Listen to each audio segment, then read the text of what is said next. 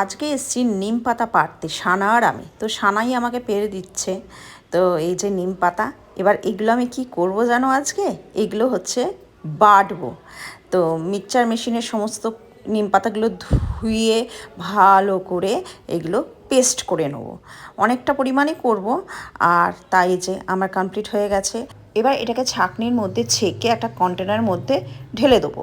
এই যে এবার অ্যাপ্লাই করব হচ্ছে রনির গায়ে। হ্যাঁ, কিসের জন্য জানো? পোকা মারার জন্য। এই সময় এই ওয়েদারে প্রচণ্ড পরিমাণে পোকা হয়। আর এই নিম পাতার সঙ্গে একটু হলুদও মিশিয়ে নেবে, তাহলে আরও ভালো হবে।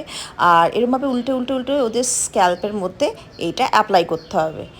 তো নিম পাতার হলুদ দিয়ে মাখানো হয় তাহলে খুব ভালো হবে, এতে পোকাও থাকবে না, ওদের স্কিনটাও ভালো থাকবে, আর এতে কোনো খরচাও নেই।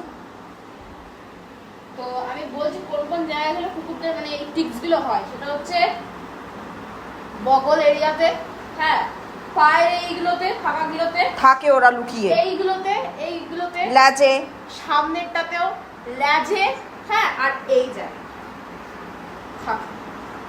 দেখো না আরাম খাচ্ছে। এরকম আমরা স্নানের আগে করাতেই পারি, আর এতে ওদের স্কিনটাও ভালো থাকবে এবং পোকাও মরে যাবে। আর তোমরা এইটা মাখিয়ে একদিন রাখতেও পারো, তার পরের দিন স্নান করাতে পারো, তাতে কোনো প্রবলেম হয় না।